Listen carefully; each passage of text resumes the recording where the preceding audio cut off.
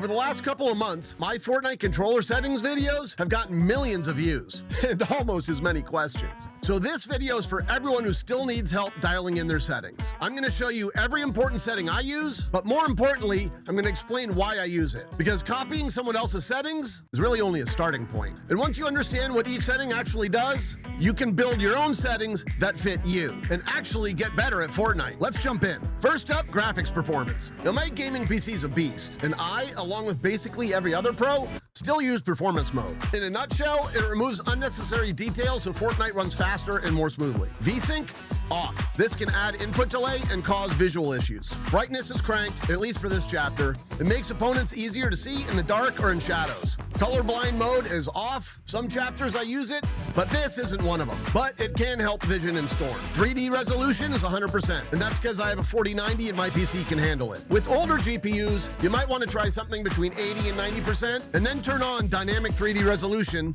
if you need more performance. View distance is epic. This helps me see opponents at maximum render distance, which is really important for surge tags. I keep my textures on medium, but that's only because I make content. For pure competitive performance, it should really be on low. Meshes are low. This reduces the detail and geometry on the game's 3D models. You'll barely notice the difference, and it helps performance. Next up is audio, where I have my sound quality on high, 3D headphones on off. I find it easier to locate sounds with this turned off, and every pro I've talked to about this also runs it off. And last, under the audio tab, visualize sound effects on, obviously. This gives you visual indicators for opponent footsteps, which you might not have heard otherwise. Moving over to the game tab, toggle sprint is on, auto open doors are on, and I have both mantle activation and hurdle activation set to jump. Do not put these on hold forward. You'll accidentally jump through windows or launch yourself over walls, which never ends well. Hold to swap is on, so I can grab that mythic shotty on the run. Targeting's on hold, and auto pickup weapons is on. Now, preferred item slots deserve some attention.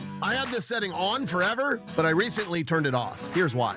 Let's say you have a purple pump in your shotgun slot and at least one empty inventory slot. If you run over a gray pump, Fortnite will move your purple pump into the empty slot and then put the shitty gray pump you ran over in your preferred shotgun slot, getting you killed most of the time. That is not what I want happening when I'm fighting off spawn. So preferred item slots are now off. Continuous fire, off. This makes weapons that normally require separate trigger pulls to fire automatically, but slower. It's trash.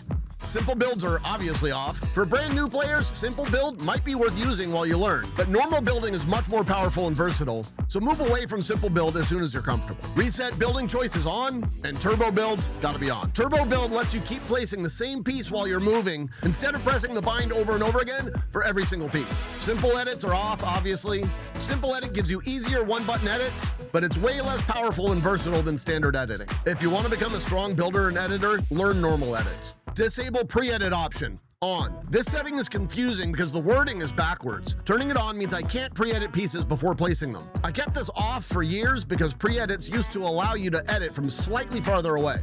But in my recent testing, it seems like it got nerfed, and I don't think it's worth accidental pre-edits anymore. Now we get to one of the most misunderstood settings in Fortnite, auto-confirm edits. I've already made 2 complete videos on this setting, and I strongly recommend watching them both. But here's a simple version. None means it's off, no edit on release. Edit confirms the edit when you release your bind, but resetting requires 2 inputs. Reset confirms resets when you release the select button, but not normal edits. And both applies to both editing and resetting. And it's the simplest and fastest, but not necessarily the best. Again, watch the videos. This really deserves more explanation than we have time for today.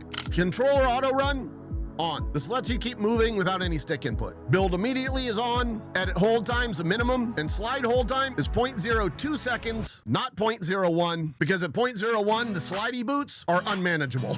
Now, the quick weapon I have off, but that's only because I use a scroll wheel. Without the scroll wheel, I would definitely try to find a bind for quick weapon. It lets you pull out any weapon with one button. The problem is, where the hell do you bind it? Now we get to sensitivity. First, advanced options must be on. Once advanced options are enabled, these 2 basic sense numbers don't matter. I recently changed my sense after finally dialing in my tweak zones, because tweak zones really change how your sensitivity feels. So both of my multipliers are back down to 2.2. My horizontal and vertical look speeds are both set to 44. That might be too fast for you, by the way, so maybe try 40. Boosts off.